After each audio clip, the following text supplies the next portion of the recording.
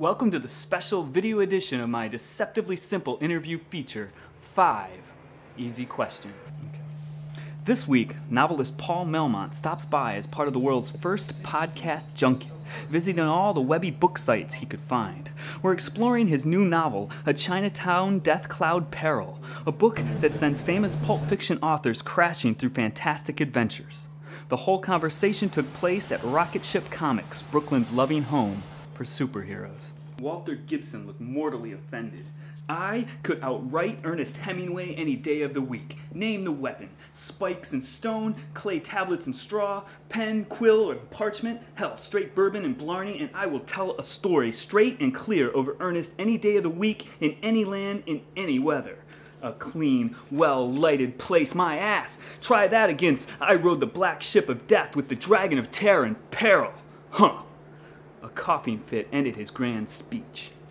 Pow! That's a slam-bam passage from Paul Malmont's new novel. It's a messy, lovable book that sprawls all over the landscape. Today, Malmont takes us on a tour through that pulp fiction universe, wearing his nerdy pride on his sleeve, just like Walter Gibson. Walter Gibson was a little bit more well-known because his career lasted longer. He died in the late 80s. And he had done things like In Search Of, and he continued to write and did all the wrote Magic and had a long writing career and Shadow creator. Yeah, he was a well-known and well-regarded writer about magic, and he continued.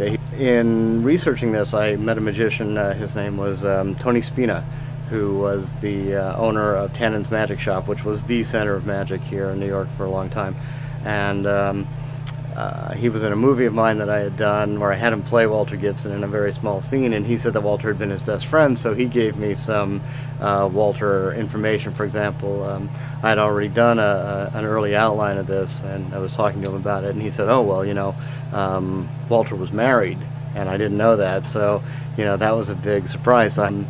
As far as L. Ron Hubbard's agent, that was another just coincidence. I had always wanted to meet Forrest Ackerman, who was he produced a famous magazine for when I was a kid called Famous Monsters of the Movies, and he always had an open invitation to his fans to come visit the Acker Mansion in Los Angeles.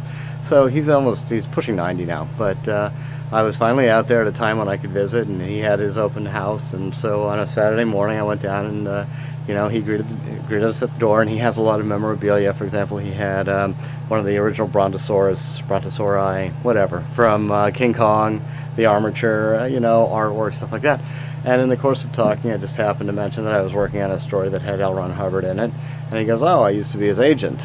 So I asked him, you know, what can you tell me? And he said he was a very fast typist. And that was it. He wouldn't tell me anything else. I think he was being discreet. I don't think he wanted. It's good. Still has client confidentiality, but you know, it was just a funny incident.